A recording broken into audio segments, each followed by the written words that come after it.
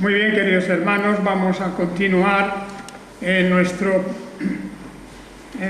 pasaje de la Carta a los Romanos, capítulo 9, y vamos pues a continuar con el tema de la elección y predestinación, siempre enfocándolo, como hace el apóstol Pablo, pues un poco de diferentes perspectivas, diferentes ángulos, porque la cuestión de la predestinación, que para muchos es escandalosa o para muchos es desconocida, sin embargo, en lo que vemos en el texto bíblico, ya estamos viendo esto desde el capítulo 8, ¿verdad? Ninguna condenación hay para los que están en Jesús el Mesías, y nos habla de cómo a nosotros también nos ha elegido, porque estábamos así predestinados desde antes de la fundación del mundo.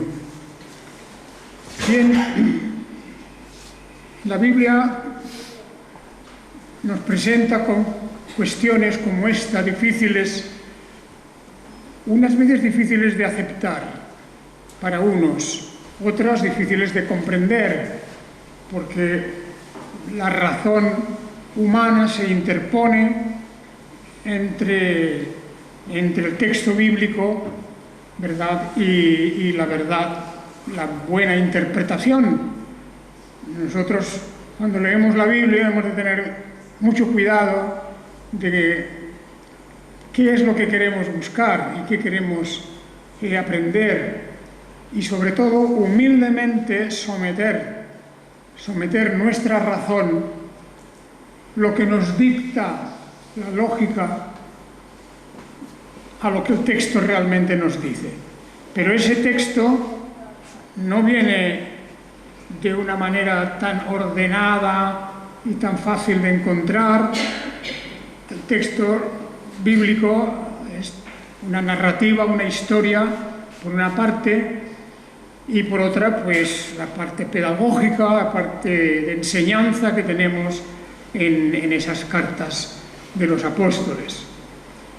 Todo eso se tiene que leer con mucha reverencia, prescindiendo de los prejuicios y sobre todo yendo al fondo de la cuestión. Muchas veces yo pienso cómo es fácil equivocarse, un poco porque tenemos una tradición detrás, una historia que nos cuentan cosas que no son del todo ciertas. Por ejemplo, el libro de Job. No hay duda de que cuando oímos la palabra Job, lo primero que pensamos es en la paciencia, la resignación, el sufrimiento, el dolor, la enfermedad, todas esas cosas que aparecen en el libro de Job, y aparecen indudablemente muy vivas y resaltadas, de manera que no es de extrañar que cuando uno quiere concentrar o exprimir el libro de Job y decir ¿qué es lo que me dice el libro de Job? Pues bueno, uno puede pensar esto. Pues es un libro que me habla de que yo tengo que tener paciencia y resignación en medio de las tribulaciones. Y no es que esto sea falso, claro que sí, también el libro de Job habla de eso. Y habla de ello en una historia que se va prolongando, se va a través de las conversaciones con los amigos de Job, pues se va poco a poco ampliando. Pero al final de todo, ¿qué es lo que de verdad nos enseña el libro de Job? Pues el libro de Job nos enseña que Dios es un Dios soberano. Dios es un Dios soberano. Dios ordena los caminos de nuestra vida. Dios ordena la historia de la humanidad. Y cuando leemos ese libro de Job, nos damos cuenta de que realmente podemos decir lo que el propio Job viene a decir casi ya al final, cuando reconoce, ahí está uno de los puntos clave de ese libro de Job, cuando él reconoce que verdaderamente no puede discutir con Dios.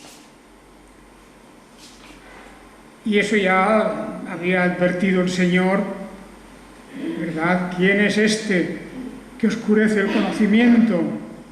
Y le empieza a hacer preguntas. ¿Dónde estabas tú cuando yo fundé el mundo? ¿Dónde? Etcétera. ¿Sabes cómo surgen las cosas en la tierra? Y le hace toda esa especie de examen, ¿verdad? Y claro, realmente no puede responder, no puede contestar. Hasta que realmente Job tiene que reconocer él mismo que no está a la altura, que él no puede discutir con Dios, que Dios es el Señor, que Dios es el que realmente ha ideado, diseñado el universo, lo ha creado conforme a su voluntad y nosotros no podemos entrar en discusión con él. Acordaos de aquellos capítulos, ¿verdad? El Señor le está interrogando, le está preguntando en estos capítulos 38, 39, etcétera. Respondió el Señor a Job desde el torbellino y dijo: ¿quién es el que oscurece mis designios con palabras sin sabiduría? Fijaos, el que oscurece mis designios. Es una de las palabras que tenemos con frecuencia en las Escrituras, también en el Nuevo Testamento, que Dios hace todas las cosas según el designio de su voluntad. Y esto significa que hay una soberanía, una autoridad suprema y completa que no podemos resistir y no podemos discutirla. ¿Quién es el que oscurece mis designios con palabras sin sabiduría? Ciñe ahora tus riñones cual varón, yo te preguntaré y tú me responderás, etcétera. Sí, el domingo pasado tocábamos este tema también. ¿Dónde estabas tú cuando yo fundaba la tierra? Bueno, esto ya es una pregunta fundamental, como diciéndole, no existías. Cuando yo fundé la tierra tú no existías. Y yo hice la tierra, hice el universo con sus leyes, con sus principios, con su riqueza, con su maravilla, y tú ni te enteraste, porque no existías. Así, Dios una y otra vez nos recuerda que no hay comparación entre Dios y el hombre. No hay comparación.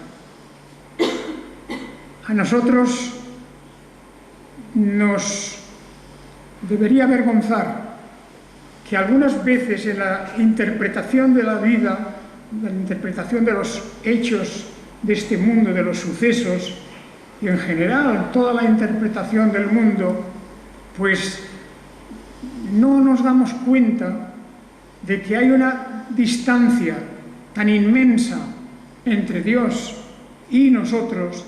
Nosotros quiero decir, no por lo físico, sino por lo racional, que nuestra razón, nuestra inteligencia, nuestra capacidad intelectual es como una mota de polvo en la balanza en comparación con el peso de la grandeza, sabiduría y de la gloria de Dios. De manera que hemos de andar siempre con mucho cuidado, porque cuando Job se pone incluso a juzgar a Dios, pues hay un momento en que él juzga a Dios. Y por eso la respuesta aquí es: ¿quién es el que oscurece mis designios con palabras sin sabiduría?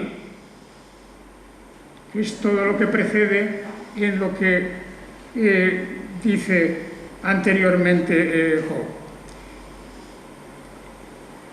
Y esto que estoy diciendo es un principio fundamental de interpretación bíblica. Los reformadores tenían tan solo un principio de interpretación bíblica, aparte de que ellos pues también conocían lo que es la literatura y las diferentes figuras literarias, etc. Pero ellos tenían un principio para interpretar la Biblia, para entender bien, porque hay gente que lee la Biblia y sin embargo no llega a penetrar en ella, no entiende muchas cosas. ¿Por qué no? Porque la Biblia se ha de interpretar con la Biblia. La Biblia se interpreta con la Biblia. Quiere decir que si tenemos un conocimiento suficiente, si hemos penetrado en la Biblia desde su principio hasta el final, si hemos leído con devoción, con humildad, pues cuando llegamos a un pasaje que no entendemos bien, por la gracia de Dios tendremos o vendrá a nuestra mente otro lugar, otro texto bíblico, otro pasaje, otra doctrina bíblica que nos va a ayudar a salir del atasco. Cuando yo digo no entiendo esto, no entiendo, pues no entiendo porque no coordinamos bien las Escrituras. Por ejemplo, el Antiguo y el Nuevo Testamento en su coordinación. Esto es muy importante, muy importante. Y aquí, en el libro de Job, pues es lo que os decía al principio. La verdad del libro de Job no es solamente el tema de la paciencia, el tema de la resignación, sino la soberanía absoluta y total de Dios. Y cómo Dios habla a Job y le dice que realmente tiene que humildemente recibir y aceptar lo que él le va a decir. Y este es el capítulo 30 y 38, donde Dios responde a Job con esas palabras: ¿dónde estabas tú cuando yo fundaba la tierra? Decláralo si tienes inteligencia. ¿Quién determinó sus medidas, ya que tanto sabes? Eso es fijaos, es una ironía de parte de Dios. Job y también de sus amigos habían hablado y hablaban con una seguridad y con una autoridad y juzgaban esto y lo otro. Y Dios coge aquí y les dice claramente: ¿dónde estabas tú? ¿Quién determinó las medidas, ya que tanto sabes? Esa frase es demoledora, porque son muchas las personas dentro del mundo cristiano que están convencidas de que lo saben todo. No lo dirán, no lo dicen, porque entonces se notaría que de humildad no tienen nada. Pero actúan y hablan y argumentan como si lo supieran todo. Y aquí Dios le pregunta a Job: ¿dónde estabas tú? Declara si tienes inteligencia. ¿Quién determinó las medidas de la tierra, por ejemplo? Ya que tanto sabes. Ese es un golpe fuerte para cualquiera que pretenda pues que va más avanzado que Dios incluso. Y Job había caído en eso. O sea que nos compadecemos de Job por lo que pasó, por todo lo que vivió, sus desgracias, de su familia, de su enfermedad, de todo. Pero el libro de Job va más allá de este tema. El libro de Job, de verdad, lo que quiere enseñarnos es la distancia que hay entre Dios y el ser humano. La distancia infinita en conocimiento y en todo, en justicia y en verdad. Por eso, el apóstol Pablo, en la carta a los Romanos, llega un momento en que él mismo va siguiendo su argumento sobre la predestinación y la elección, y al seguir ese argumento choca con una especie de bloque que la lógica humana podría presentarle. Porque claro, como leímos el otro día, cualquier persona podrá decir, bueno, ¿por qué inculpa Dios a alguien si Dios lo ha predestinado de tal manera que no hay salvación para él? ¿Cómo es que Dios inculpa? Dios le echa la culpa a alguien si Dios no ha tenido a bien extender su perdón, su justificación sobre él. Hay aquí un argumento, ¿verdad?, que es muy fuerte.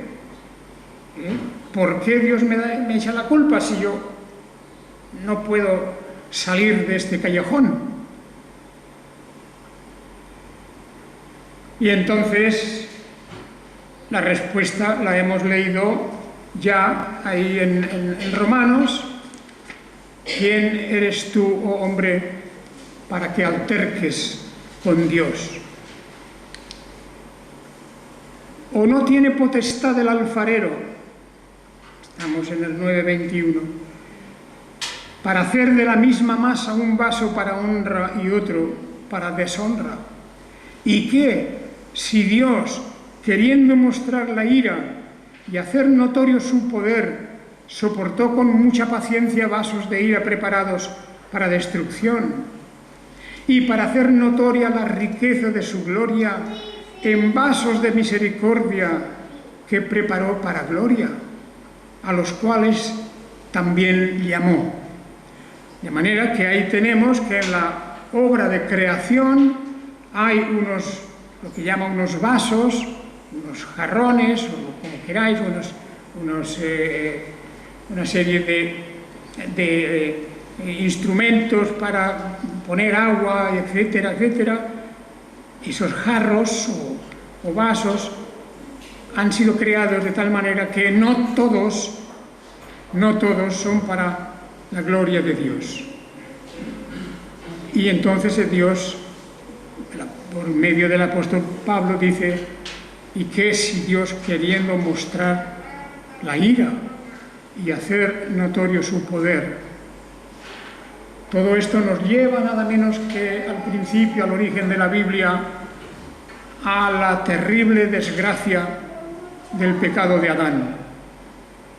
El pecado de Adán es un menosprecio a la gracia y al amor de Dios. Y nosotros somos descendientes de Adán. Y por tanto aquí se habla de lo que ocurre a los descendientes, en los que Dios ha separado los vasos para gloria y los vasos para destrucción. Es así, porque eso es lo que dice el texto. Es la realidad.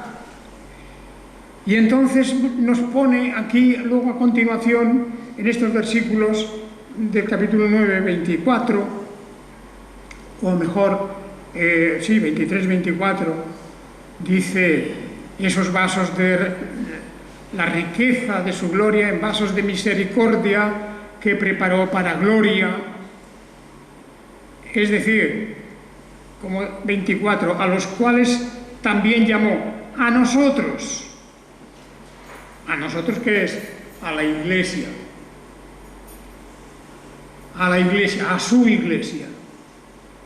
No una iglesia o una denominación, que también hay gente que interpreta eso como quiere. Por ejemplo, la Iglesia Católica, cuando leen esto, la Iglesia está diciendo, somos nosotros, la Iglesia Católica, y nada más. Esto es lo que pensaban también los judíos. Los judíos pensaban que todas las promesas de Dios estaban hechas para ellos. Y la enseñanza de otro pasaje famoso de la Biblia también la tenemos que revisar un poco, porque fácilmente caemos en una interpretación fácil. Me refiero a lo que tenemos en el Evangelio de Lucas, la parábola de lo que llamamos el buen samaritano. Con ese título, que no es una cosa que sale del texto bíblico. Al samaritano no se le llama buen samaritano nunca. Es un hombre samaritano que pasaba por allí, ¿verdad? Pero esa parábola, para muchos, parece que la lección principal que tiene es, pues, la bondad del samaritano. La bondad del samaritano. Claro que ejerció allí un acto de bondad, es verdad. Pero lo que quiere el apóstol Pablo aquí, en este pasaje, recordarnos es que nos llamó, dice, a nosotros, no solo de entre los judíos,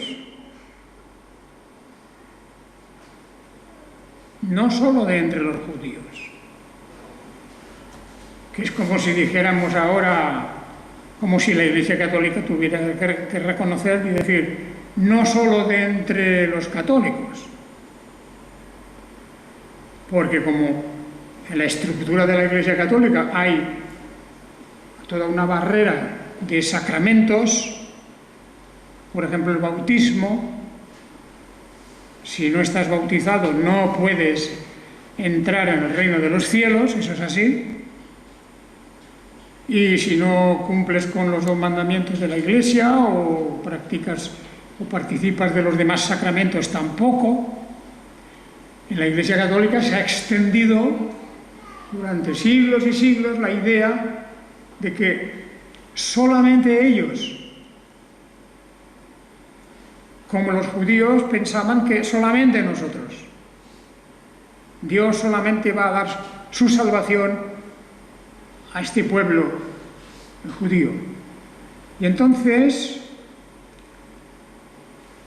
Jesús saca esa parábola del samaritano. Lo principal de esa parábola es el contraste tan grande. Lo que hacen los judíos que pasan por el camino donde hay un hombre malherido, judíos en general, pero algunos eran de los fariseos, algún sacerdote, etcétera, pasan, miran al hombre malherido, pero continúan su camino y no hacen nada. Y luego a continuación viene un samaritano. Y no se trata, ya he dicho, de que ese sea bueno o sea malo. Se trata de que el Señor quiere avergonzar, con esa parábola, avergonzar a los judíos. Porque los que se consideraban verdaderos descendientes de Abraham, los que nunca se habían apartado de las Escrituras, mientras que los samaritanos habían abandonado prácticamente casi todo de la Biblia, porque no creían en los profetas, no creían en los escritos como los salmos, proverbios, etc. Solo creían en los 5 libros de Moisés. Pues estos, a pesar de que tenían menos, a pesar de que eran tachados de paganos, a pesar de que en la historia de ellos pues hay una apostasía clarísima y que tener una asociación con los samaritanos era un gran pecado. Pues Jesús, en esa parábola, en el Evangelio de Lucas, por ejemplo, Jesús lo que hace ver es que los samaritanos también están incluidos ahora en los designios de la salvación de Dios.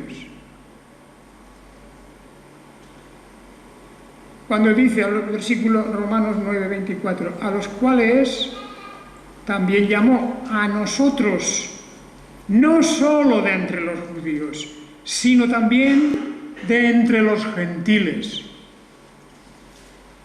No solo de los judíos, no solo de los católicos, no solo de esta denominación.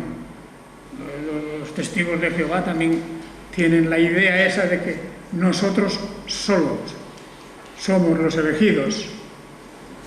Y esa forma de interpretar la Biblia, claro, va en contra de lo que ya leemos en palabras del Antiguo Testamento, porque Dios ha hecho un ejercicio de variar las cosas, cambiar ciertas cosas que Él mismo ha dicho.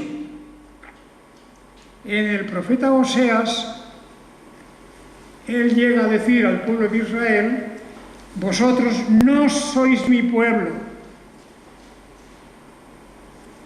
Dice a Israel, al reino del norte, aquellos que se habían separado de Judá. Y les dice Dios allí, no sois mi pueblo. Sin embargo, Dios puede alterar y cambiar sus juicios según su voluntad, porque ¿quién le pedirá cuentas a Él? Y por eso dice aquí, versículo 25, como también en Oseas dice, llamaré pueblo mío al que no era mi pueblo. Esto se refiere a los gentiles en general. Y amada a la no amada. Y sucederá que en el lugar donde le fue dicho, vosotros no sois pueblo mío, ahí está, en el profeta Oseas, y se dirigía a los que más tarde llamaremos samaritanos, porque son la descendencia de todas esas tribus que se apartaron del pueblo de Judá, del pueblo fiel hasta un punto, claro, y menospreciados, etc. Y Dios dice, pues bueno, ahora en el lugar donde les fue dicho, vosotros no sois pueblo mío, allí serán llamados hijos del Dios viviente. Se ha cambiado.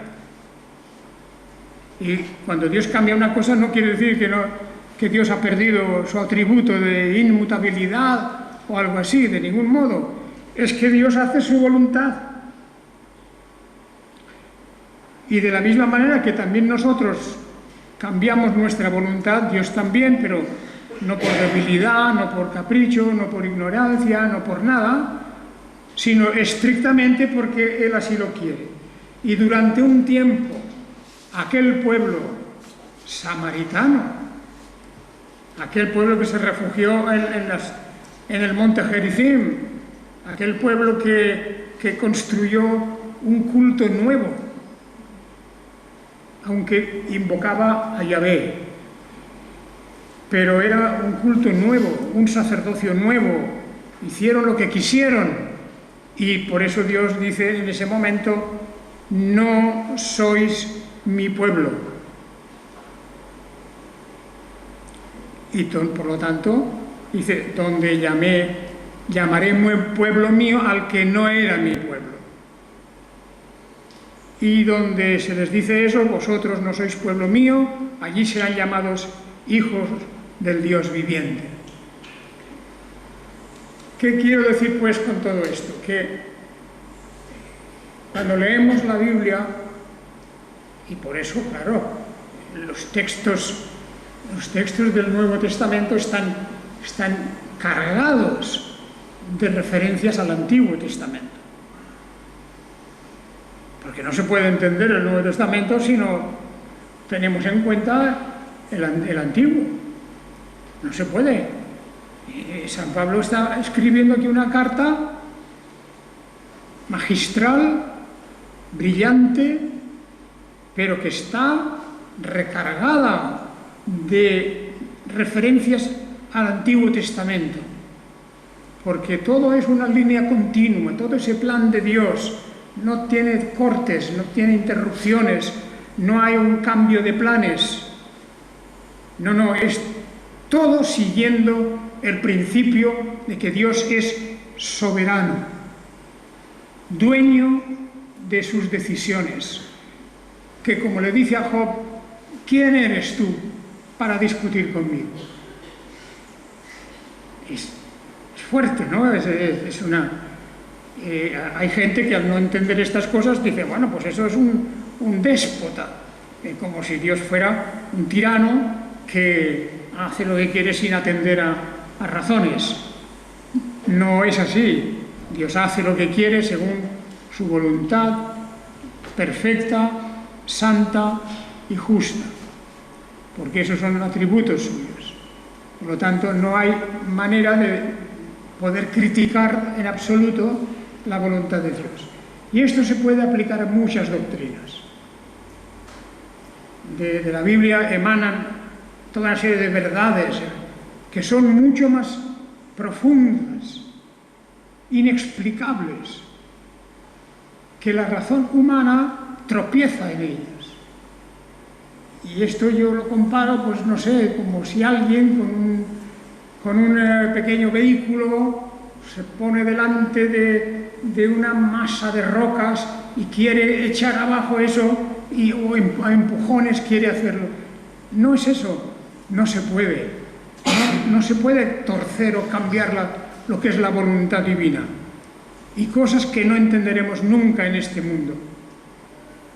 Muchas cosas que no entenderemos acerca de Dios, acerca de la salvación, acerca del futuro, acerca del universo, no las entenderemos nunca.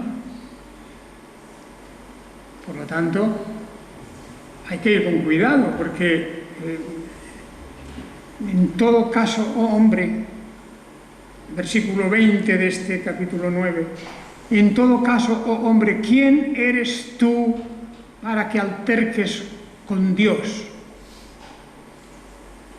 Ese es el gran pecado, el gran vicio de altercar con Dios, decir, no, esto que dice Dios no es así, a mí no me cabe eso en la mente. Bueno, pues ya está. El hombre, el gran sabio, dice que Dios no dice las cosas claras. ¿Quién eres tú para que alterques con Dios? Y esto fue, digamos, la manera de apaciguar a Job,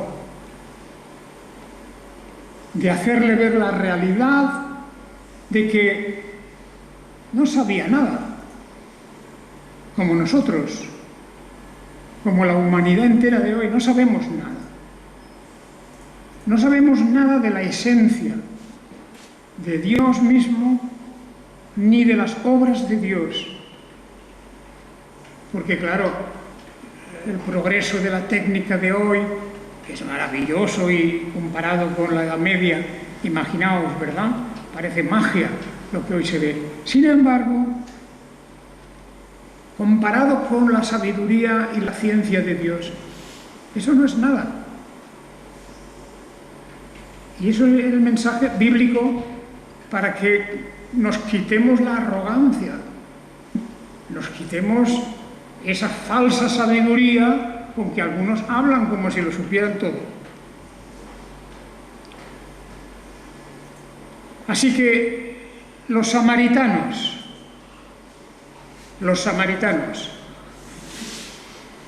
y la parábola del buen samaritano están ahí, y lo vemos ahora aquí en este texto, no para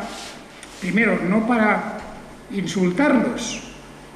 Los judíos no se querían juntar con ellos de ninguna manera. No querían ni siquiera pasar por los caminos o por las ciudades o pueblos de los samaritanos. Estaba prohibido eso, era impuro. Pero los samaritanos, el apóstol Pablo los coloca aquí sin decir el nombre, pero diciendo: llamaré pueblo mío al que no era mi pueblo, y amada a la no amada. Y Oseas está hablando de las tribus que se habían separado de Israel, de los que podemos llamar el pueblo de Israel propiamente. Vosotros, sucederá que en el lugar donde les fue dicho: vosotros no sois pueblo mío, allí serán llamados hijos del Dios viviente. Ejemplo de absoluta soberanía de Dios. Los que había desechado antes, ahora los trae junto a Él. Porque su iglesia no es, repito, la iglesia local solo, no es una denominación, no es un movimiento teológico. Eso es una parte, son partes imperfectas. Por eso nadie tiene derecho a decir, como los judíos despreciaban tanto que no podían, ni comer con ellos, por supuesto, ni podían hacer nada. Los apóstoles se extrañaron de que Jesús hablara con una mujer samaritana. ¿Cómo tú, siendo judío, hablas con esta mujer samaritana? Como diciendo, te has contaminado. Porque el Señor ya no hace diferencia entre samaritanos y judíos, ni entre denominaciones dentro del cristianismo.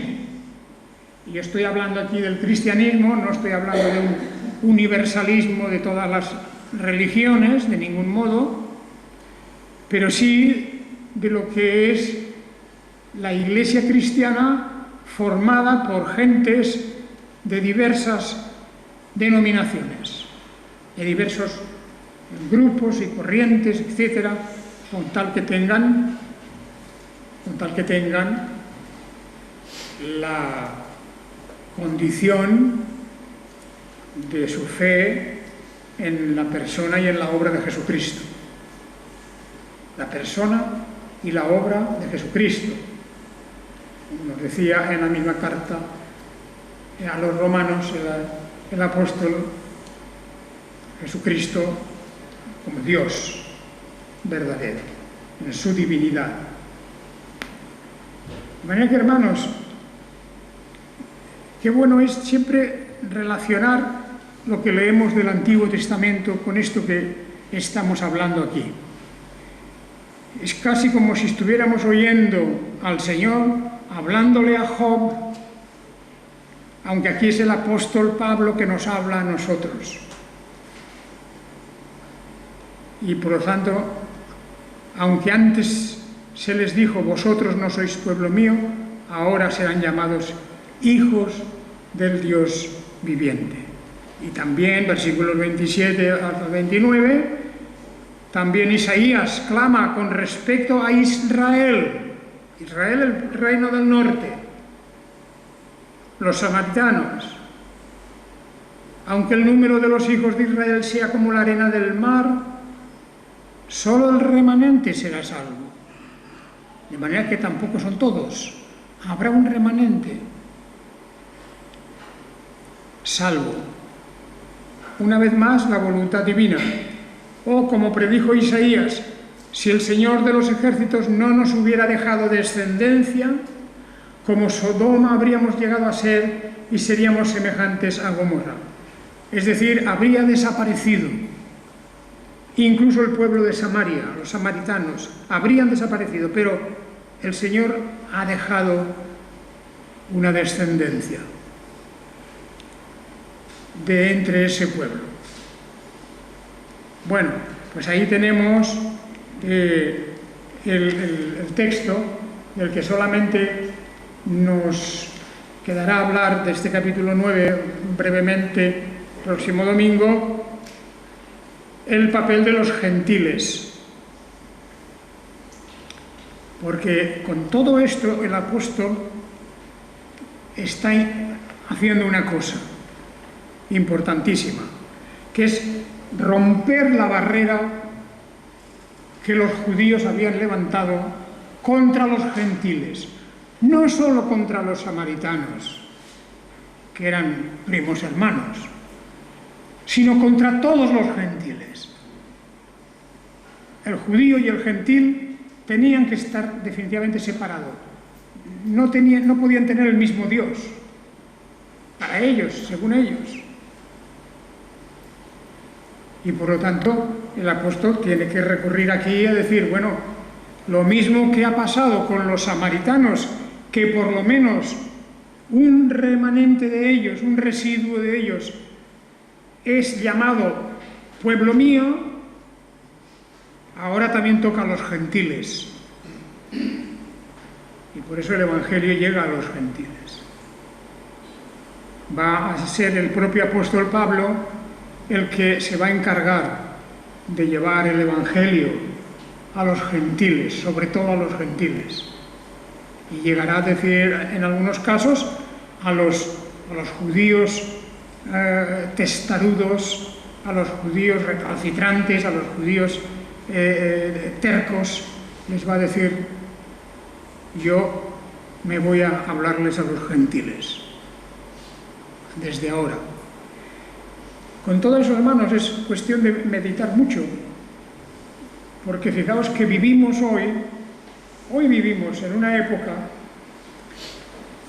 en que la gente se pega y se mata porque uno es de un equipo de fútbol y otro es de otro equipo. Eso es verdad. No pasa todos los días, pero pasa. Y no pasa porque hay allí vigilancia, pero hay unas discriminaciones por motivos nimios, como puede ser un deporte. Se pegan y se odian. Pero pasa en el campo de la política, pasa en todos los campos de la vida, en todas las áreas de la vida, del conocimiento, del trabajo, de todo, existe esa tendencia a decir, yo tengo la verdad y yo soy el preferido de Dios, porque pertenezco a este grupo. Y aquí lo que Dios está haciendo es derribar todo eso y decir, esa salvación me pertenece a mí. Y tú no puedes discutir conmigo, tú no puedes altercar conmigo, yo hago lo que quiero. Y hemos de acostumbrarnos a que Dios es así, con justicia. Y esa es la cuestión. Con misericordia también. Que el Señor os bendiga. Amén.